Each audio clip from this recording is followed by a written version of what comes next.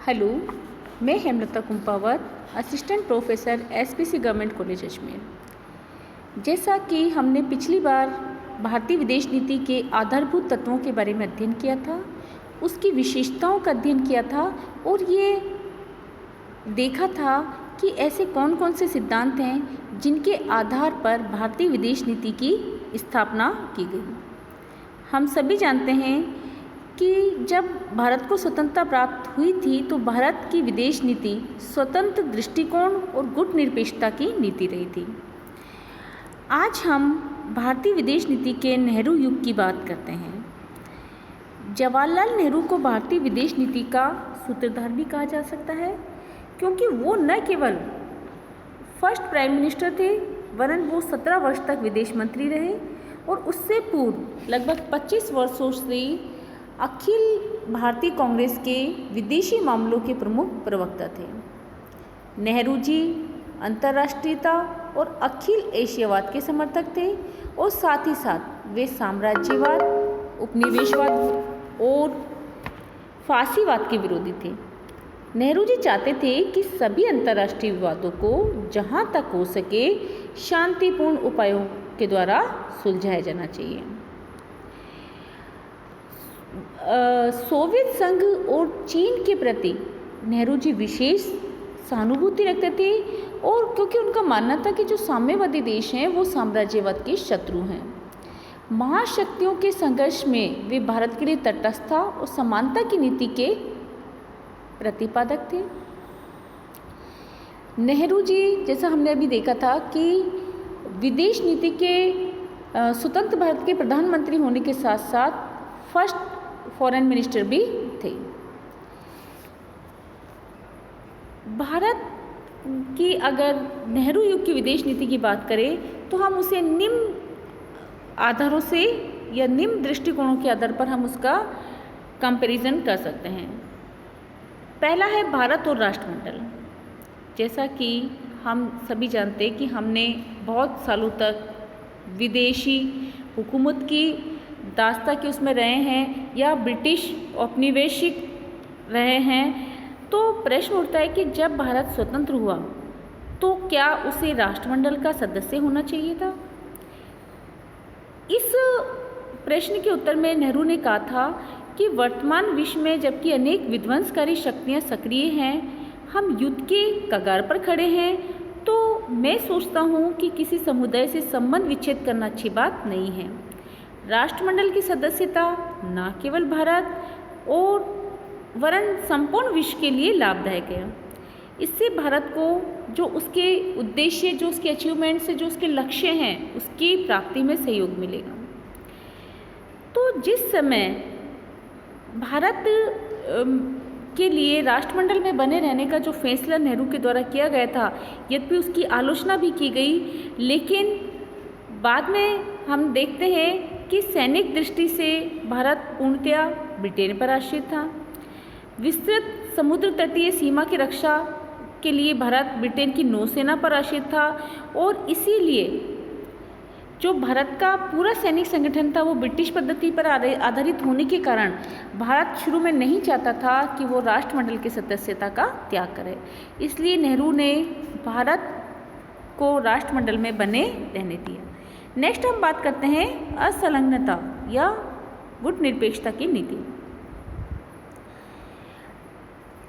जो नेहरू जी की जो बहुत बड़ी देन है वो असंलग्नता की नीति भी है। नेहरू ने भारत के लिए जिस विदेश नीति का प्रतिपादन किया उससे देश की प्रतिष्ठा में अपार वृद्धि हुई। एशिया और अफ्रीका में बहुत से लोग नेहरू और उनकी सरकार को शोषित मानवता का प्रतीक मानते थे। नेहरू के अनुसार गुटनिरपेक्षता का अर्थ तटस्थता नहीं था, यह एक सकारात्मक विदेश नीति थी जिसका अर्थ था शक्ति मूलक राजनीति से अलग रहना और सभी राज्यों के साथ शांतिपूर्ण सह अस्तित्व और सक्रिय अंतर्राष्ट्रीय सहयोग, चाहे वो राष्ट्र गुटबद्ध हो या गुटनिरपेक्ष हो, करना। नेहरू के शब्दों में किसी एक शक्ति के साथ गुटबद्ध हो जाने का मतलब यह है कि हम अपना मत त्याग रहे हैं या उस नीति को छोड़ रहे हैं जिसके हम साधारणतः अनुसरण करते हैं। तो इस प्रकार से हम कह सकते हैं कि असंलग्नता की नीति नेहरू युग की देन है और नेहरू के द्वारा पूरे विश्व को एक देन है। नेक्स्ट है महाशक्ति का सपना। नेहरू भारत को एक महान भविष्य और महान स्थिति का राष्ट्र मानते थे। उन्हें विदित था कि एशिया के मानचित्र पर भारत जिस प्रकार से व्यवस्थित है उसमें उसकी शक्ति, स्थिति और क्षमता एवं प्रभाव स्वयंसिद्ध है। ये एक बहुत बड़ी राजनीतिक इकाई है। दक्षिण, पश्चिम और दक्षिण एशिया के देशों के प्रसंग में भारत की भूमिका इतनी केंद्रीय है कि यदि वह स्वयं इसे न स्वीकार करे तो इस भूमिका के प्रति उदासीन भी नहीं रह सकता। तो हम कह सकते हैं कि भारत अमेरिका, सोवियत संघ और चीन के बाद स्पष्टतः चौथी बहुत बड़ी महाशक्ति है। इसी प्रकार से नेहरू जी ने पंचशील के सिद्धांत भी दिए और इस कारण उन्हें आदर्शवादी भी कहा जाता है। यह उनका यथार्थवादी कूटनीतिक चाल थी। वे चीन को पंचशील सिद्धांतों में उलझाए रखना चाहते थे ताकि कोई बड़ा संघर्ष डाला जा सके। तिब्बत के प्रश्न पर भी हमने कुछ ऐसा ही किया जिसे एक निजी मजबूरी कहा जा सकता है। हमारे सामने सभी विकल्प द्वार बंद हो चुके थे। हिमालय का जो प्रांगण था राजनीति की दृष्टि से उपयुक्त नहीं था। ब्रिटेन ने समुद्री शक्ति होने के कारण कोई विशेष समर्थन भारत को नहीं दिया था।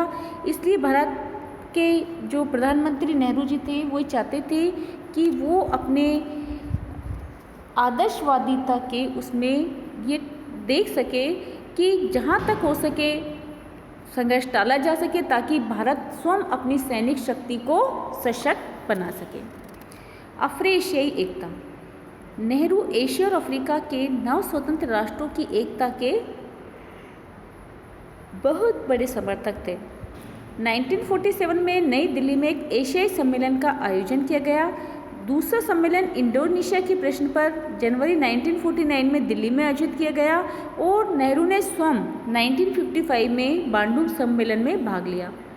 वे चाहते थे कि इस सम्मेलन के द्वारा एशियाई देशों के बीच सहयोग और मित्रता की भावना को मजबूत किया जा सके।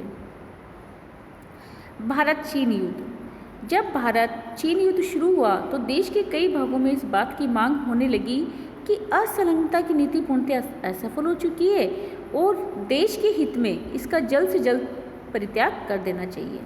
किंतु नेहरू का मानना था कि भारत अपनी असंलग्नता की नीति का अनुसरण करता रहेगा और भारत युद्ध जारी रहा। नेफा में भारतीय सेना की पराजय हुई, लेकिन अमेरिका और ब्रिटेन ने भारत को सहायता देने का निर्णय किया और इन देशों ने बहुत बड़ी मात्रा में शस्त्रास्त्र भारत पहुंचाए गए। नेहरू मानते थे कि असंलग्नता की नीति को छोड़कर अमेरिकी गुट में शामिल हो जाने के कारण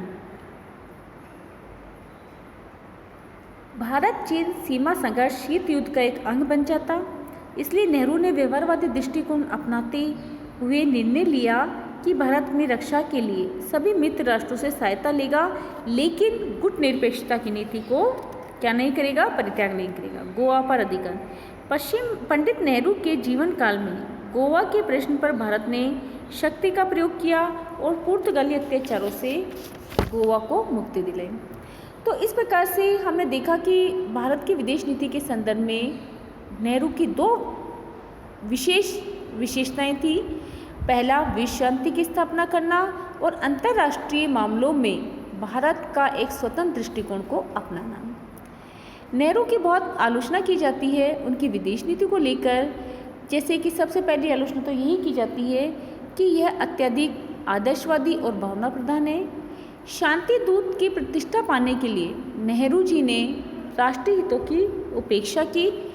तिब्बत संबंधी नीति भारतीय विदेश नीति की आदर्शवादिता और असफलता का उदाहरण है। इसी प्रकार से भारत की असंलग्नता की नीति के कारण हमारा कोई भी पक्का मित्र नहीं बन पाया और यही कारण था कि हमारे शक्तिशाली शत्रु चीन और पाकिस्तान हमेशा हमें ललकारते रहे। असंलग्नता की नीति को पश्चिमी और साम्यवादी दोनों ही गुटों ने संदेह और अविश्वास की दृष्टि से देखा। पश्चिमी गुट सोचते थे कि इनका झुकाव साम्यवादी की तरफ है और साम्यवादी गुट समझते थे कि इसका झुकाव अमेरिकी गुट की तरफ है। भारत के राष्ट्रमंडल की सदस्यता जो हमने स्वतंत्रता प्राप्ति के पश्चात भी नहीं त्यागी थी, उसके बारे में कहा जाता है कि दास मनोवृत्ति का परिचायक। कल हम विदेश नीति के शास्त्रीय युग और इंदिरा युग के बारे में अध्ययन करेंगे। धन्यवाद।